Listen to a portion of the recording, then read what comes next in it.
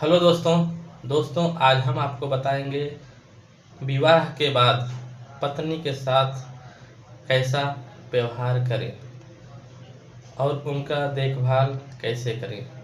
दोस्तों, जब भी आपका शादी होए उसके बाद पत्नी आपके घर आएंगी तो आप जैसे भी कुछ समय बीतेगा तो आप तुरंत उनका बैंक अकाउंट ओपन करिए और उसमें नॉमिनी आप बनिए और उनका म्यूचुअल फंड एक चालू करिए। एसआईपी कम से कम 2000 या 3000 या 4000 या 5000 जैसा आपको ठीक लगे, जितना आपका कैपेसिटी होए, उस एसआईपी को आपको बंद नहीं करना है।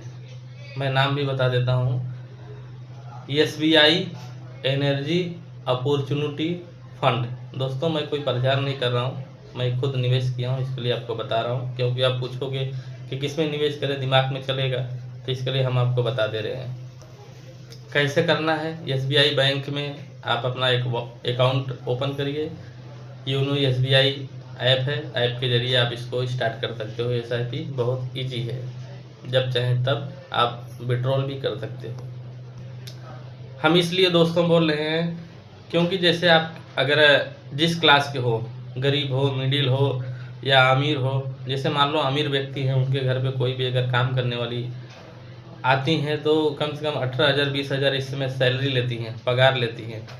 आपकी पत्नी आपके घर पे आएंगी, आपका पूरा देखभाल करेंगी, खाना बनाएंगे, सब कुछ करेंगी। क्या मिलता है उन्हें? सिर्फ 2 टाइम का खाना और कपड़े, और क्या आप देते हो?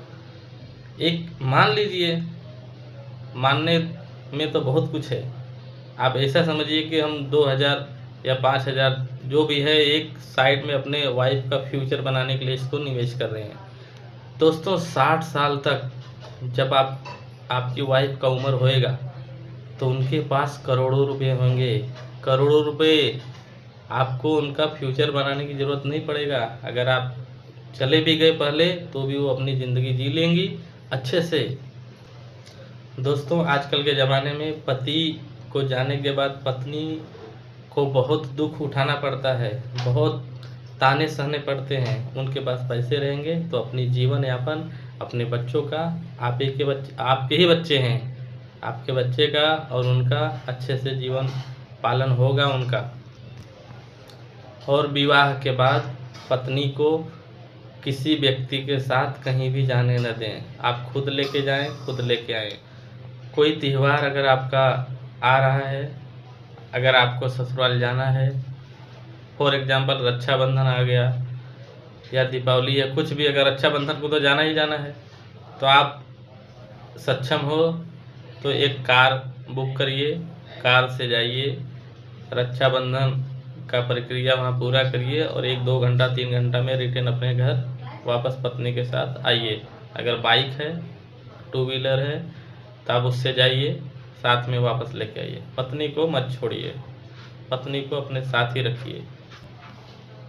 और दोस्तों, चाहे पति हो या पत्नी हो, दोनों कभी झगड़ा मत करिए, गाली मत दीजिए। जिस दिन एक दूसरे को आप गाली दोगे उसी दिन से वैल्यू कम हो जाता है, तो नज़रिया चेंज हो जाता है। इसके लिए दोस्तों, न रेरी मारें, न कोई अशब्द बोलें, अपनी पत्नी को भी न बोले, न पति को बोले, दोनों जन मिलजुल कर रहें।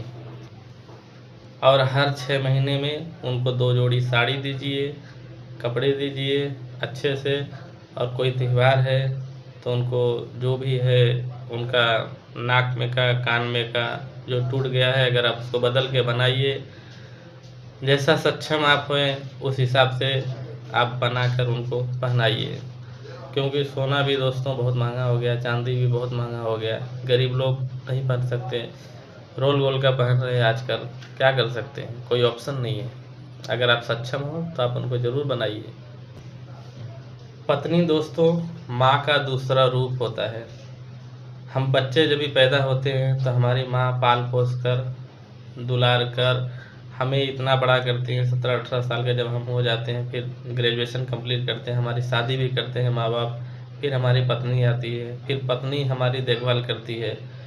बचपन से दोस्तों, जब तक शादी नहीं होता माँ ही देखभाल करती है, पिता ही देखभाल करते हैं। शादी के बाद जो है पत्नी देखभाल करती है पूरी जीवन। दोस्तों, पत्नी अर्धांगिनी होती है, पति का आधा अंग होती है, पति का आधा अंग होती है पत्नी। इसके लिए पत्नी को अच्छे से रखें, अपना जीवन यापन अच्छे से करें।